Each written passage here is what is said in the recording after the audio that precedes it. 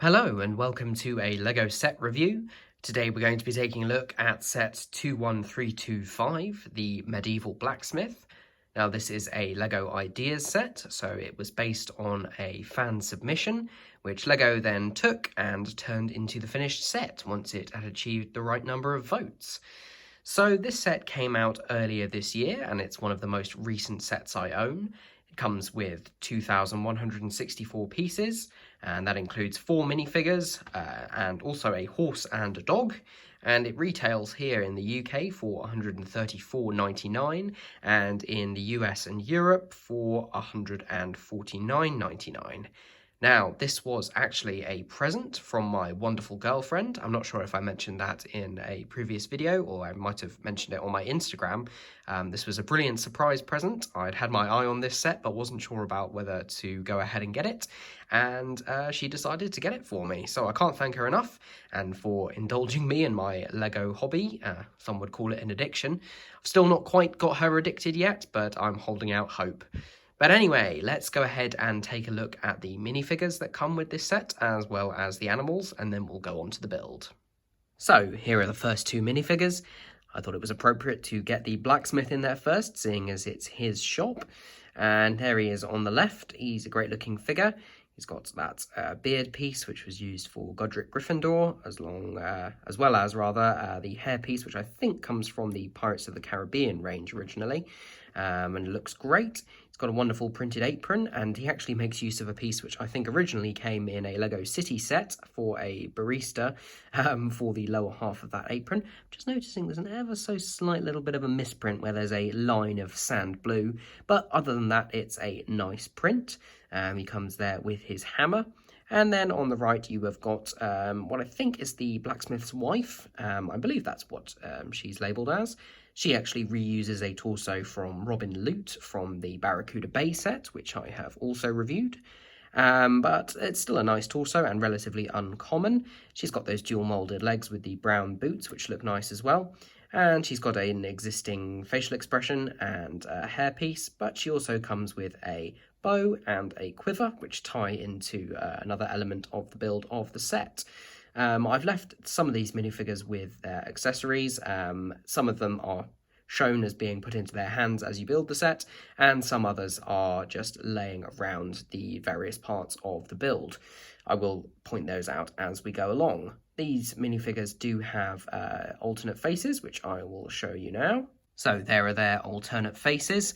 Obviously you couldn't see much of the blacksmith's front face, so I will also show you that in a second.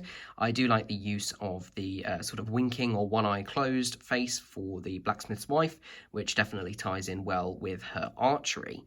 So let's just see that blacksmith's original face. And there he is. That's a great print with the tongue sticking out. I believe that also originates in a city set, but it's a definitely good use of that face print nonetheless. And here are the other 2 minifigures that come in the set. These are 2 Black Falcon Knights. Now, the Black Falcon Knights were originally featured in a whole host of castle sets from the 80s and 90s, I believe. So I'm not old enough to actually remember any of those sets firsthand, but it's a nice little nostalgic nod. They could have been anything, but it was nice to make them into these figures. I think the upcoming Creator Castle also features Black Falcon Knights, so it's a nice way to tie those things in. Let me know what you think about that castle. I'm not sure whether I'll be getting it, just because although the main build does look okay, I think it's not the same caliber as this set here, which is what I was kind of hoping it would be. But anyway, both of these minifigures do come with shields. I've just kept one in the guy's hand there. The other one is attached to the cart, which I will show you later. They've got different styles of armour. The one on the guy originates from, I think it's Ninjago, and then the one on the woman comes from the Praetorian Guard, where it was originally in red. They both look really good, and it's interesting to see some armour that isn't the standard over-the-neck, front and back sort of breastplate piece. Although that is very good, it's nice to see different ones which allow us to see those wonderful prints underneath. I love the hair pieces used here, very unusual choices, but I think they both work well. Neither of these figures have alternate faces, but they do feature their helmets, which look fantastic. It's not a new mould, but it's a good use of that piece. You'll see I've also included the plume on the top of this guy's head. That's not in the instructions to be there, but it does come with this set. In fact, there are two. They're used as a quill inside, which you'll see, but since it came with a spare one and it matches the colour scheme, I thought, why not? They also come with a bunch of extra weapons, both in their cart and also in the blacksmith's forge itself. So we will get on and look at that in a second. First of all, I'll just show you the animals that also come with this set. First of all, there's a standard Lego Husky that originated with one of the more recent Arctic themes within City. It's just the standard one that we've seen before with the marbled effect on the inside and then the printed face.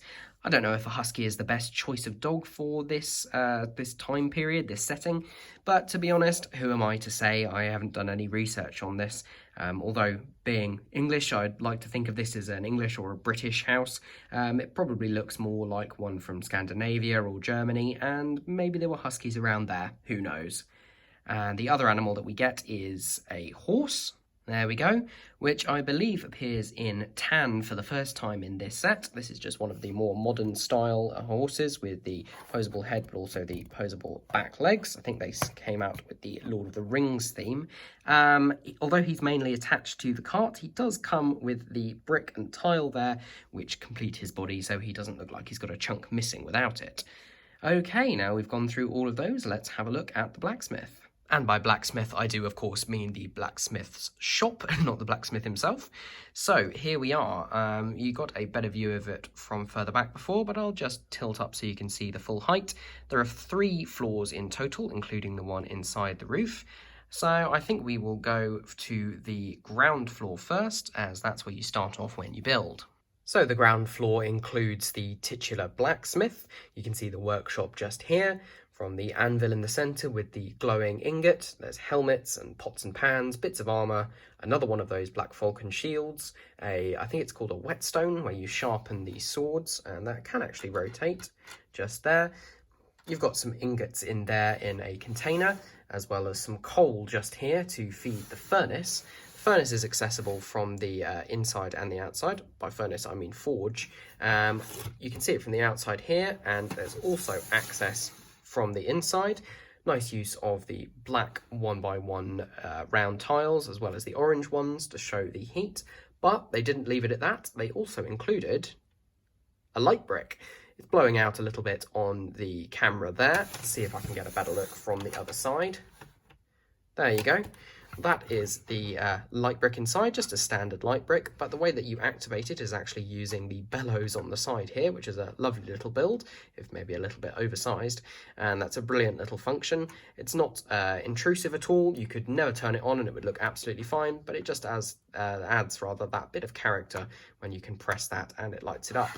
We've got plenty of weapons that come with the set. There's a couple of these more modern style swords here. There are actually 3 that come in the set, but I have pinched one and given it to my Gandalf just because it looks almost exactly like Glamdring, which is Gandalf's sword, so I couldn't pass that opportunity up, and it still leaves plenty into the shop. Let's get at a lower angle so we can have a better look at the outside. There's a better look at that forge from the outside at a lower angle. You can see the light brick there. The details in this are absolutely fantastic. Obviously, so many parts went into what is actually quite a compact build. They include plenty of plant detail, lots of different shapes and types, especially in tiles. You've got 2x2s, 1x1 rounds, 3x3 rounds, which I had not really had any of before, which was really interesting. The different plates that make up the actual floor on which the building is built are all different colours. You've got some olive green, you've got some sand green bits on top, you've got some medium nougat, basically a huge range of colours, all very deliberately put, but to give a random effect, which is something that I really like and I try and emulate in my own builds. A few details around the sides. You've got a small pumpkin patch along with a bone for that husky. Some brilliant design here with these arch pieces to allow the first floor to overhang, as they would have done on older buildings.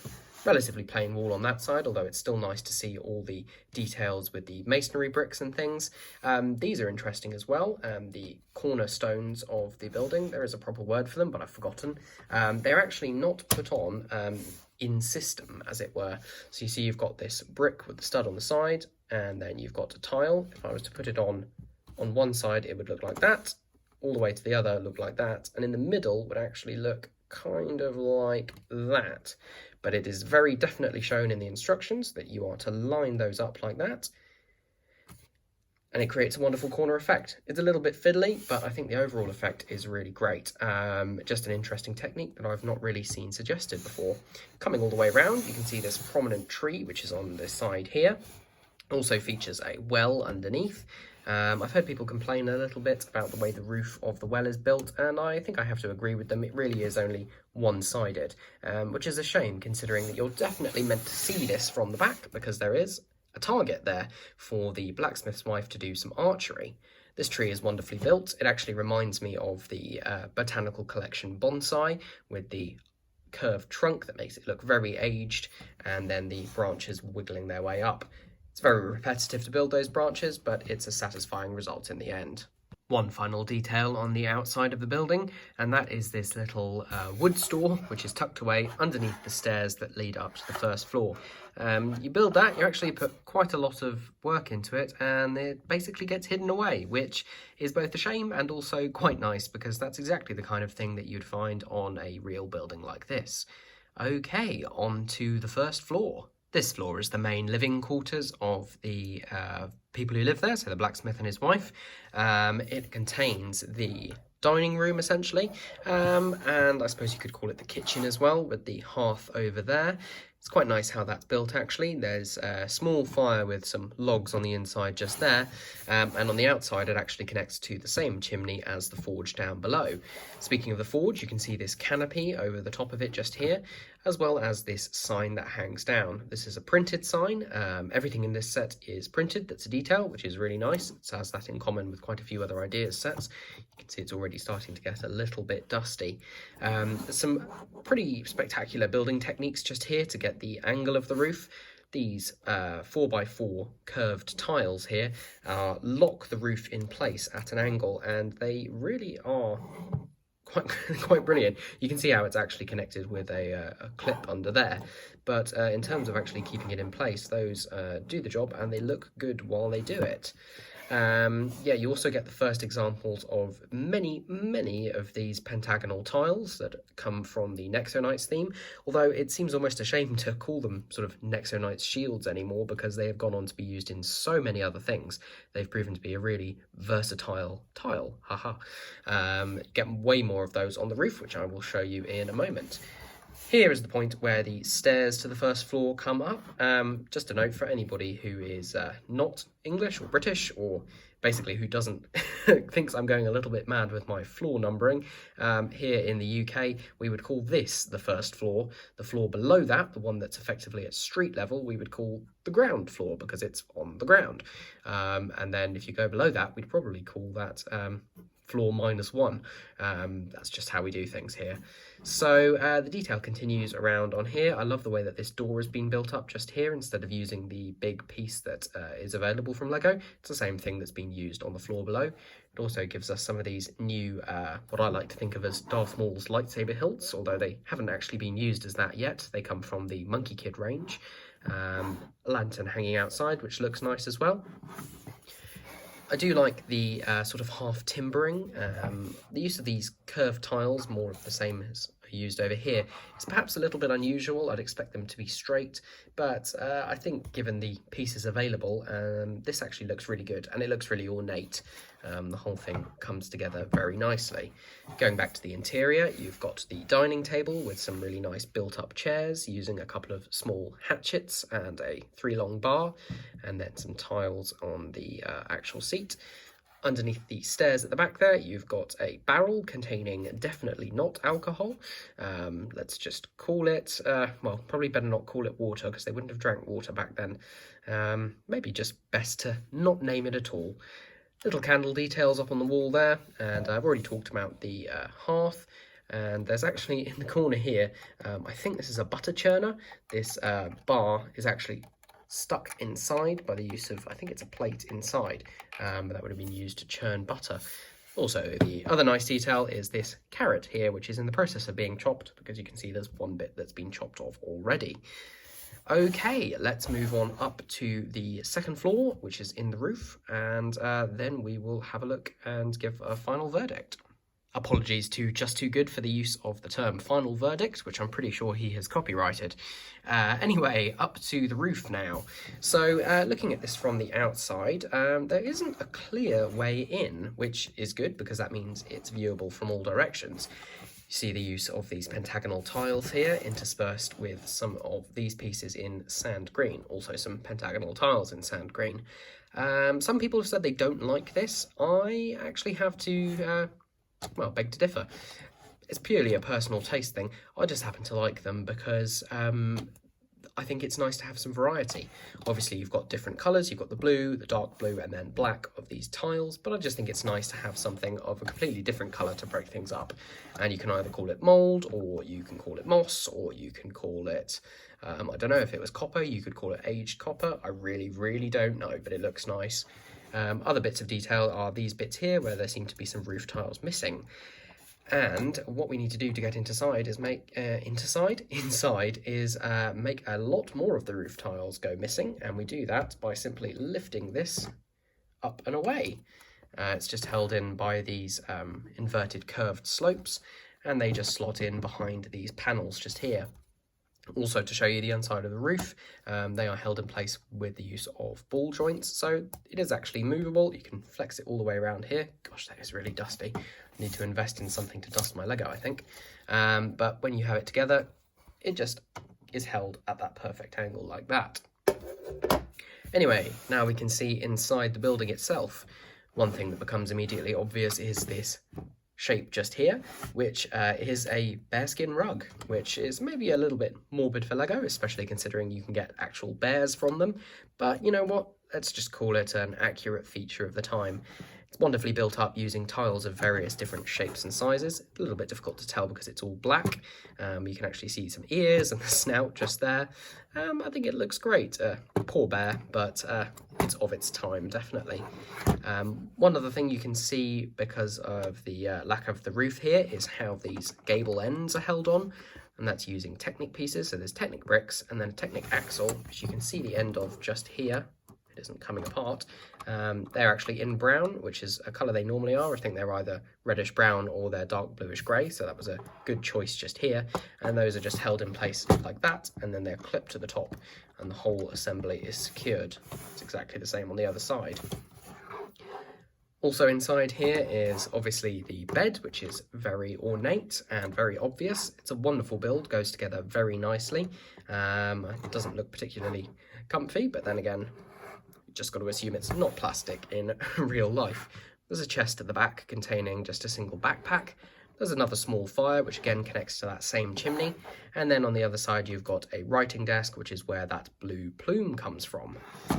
So there we have it. That is the entirety of the medieval blacksmith. I will put everything back together, just show you the one extra build that I haven't shown you yet, and then let you know my thoughts. So here's that final build that I haven't shown yet. It's just a small cart which is pulled by this horse just here. So as I mentioned, this brick and tile is included. You just pop that out and then put the assembly in just like that, and he's ready to pull that across. Nice little bit of detailing included here with these ingot pieces just to make things a bit more ornate. The cart's a very simple build. It's just very square with some wheels on the side, although there's some more detailing than it needed with these fence pieces just here. And it contains, well, normally it contains just weapons. You've got a very long, well, actually I think this is a halberd, which is an axe and a spear in one. Got another one of those swords, and then at the moment it's actually got the hair pieces from the two knights while I put their helmets on. So there we go, that was the final build. Let's just set everything back up and I will let you know what I think. So there we go, that was the LEGO Ideas Medieval Blacksmith. What do I think? Well, if it wasn't already obvious enough from the way I've gushed about it during my review, I really, really like this set. I don't know if I would have got it if it hadn't been given to me as a present. That's purely just because space and time and money, and it's one of those sets which I would say if you have any interest at all in some amazing building techniques, just a really nice piece that's really good for display but also for play. I know it doesn't come with that many minifigures, but the sheer number of accessories that do come with them mean that you can do an awful lot of things. Is it worth the price? That is a difficult one in terms of price per piece. If anybody is still using that, it is a very good deal, over 2,000 pieces. In terms of what you get, although it's quite a small square footprint, it's actually quite a tall building, and you do get a lot for your money. So I would say if you've got an interest in the castle theme, then go for it. And who knows, the interest in this set might persuade LEGO that we want the castle theme to return, hopefully in a little bit more than just a creator set, although that definitely has its niche. Anyway, thank you for watching this review. If you've enjoyed, please leave a like down below, or you can comment and let me know your thoughts on this set, or any suggestions for sets I should review in the future. And please, if you want to see more from me, subscribe to my channel. As I record this, I'm heading towards 600 subscribers, and it would be amazing to reach that, so that this video is completely incorrect when it comes out. So, thank you very much, and I'll see you soon. Bye.